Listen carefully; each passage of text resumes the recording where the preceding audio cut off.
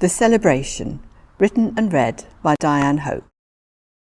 The man elbowed his way to the front of the crowd, catching his breath when confronted by the sight of his wife, spread-eagled on the pavement, her legs bent, her dress crumpled. A woman, wearing bright red trainers and a purple jogging suit, was giving her mouth-to-mouth resuscitation. "Victoria!" the man howled, flinging himself onto the ground beside her, taking her hand, feeling her pulse. It was slight, but still there. "What happened?" he demanded, looking from face to face. "Have the emergency services been called?"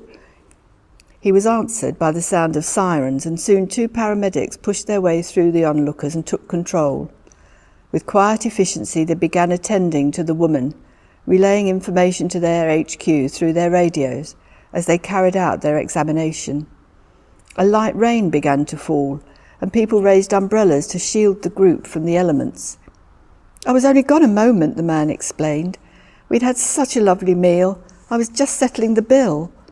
And he turned slightly to indicate the swanky restaurant just behind them. Turning back to the medic, he asked, "Was it a heart attack?" "She's on medication." Typically non-committal, the ambulance men answered, "We can't be sure. A blood test at the hospital will tell us." And he turned back to his colleague, and together they put the woman onto a stretcher, strapping her securely and covering her with a blanket before making their way to the ambulance. The man squeezed the woman's hand. "I'll see you at the hospital," he said, and kissed her pale cheek. Drama over, the crowd dispersed. Only the husband and the woman who'd been providing first aid remained. He helped her to her feet, and she stood beside him, rummaging in her large gym bag for an umbrella, which she opened and held over them both as the rain continued to fall. "I hope she's okay," she said. "Seems my training wasn't a waste after all." "Thank you so much for your help," said the man. "So you've been in Luigi's," she said, indicating the grand restaurant behind them. "Yes, a lovely meal." "I've never been there. Bit pricey for me." "We were celebrating." "Oh."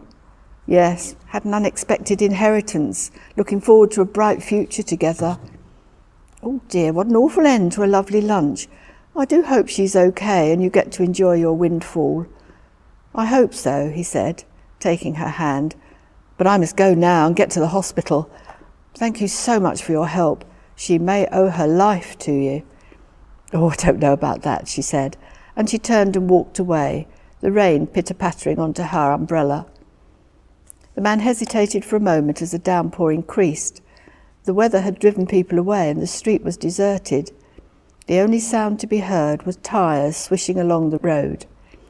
He turned up his collar, put his head down against the elements, and started to walk. After a while he turned into a small side street and looked around. No one to be seen.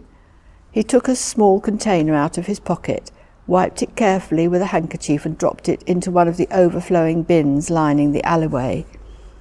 He had done his homework.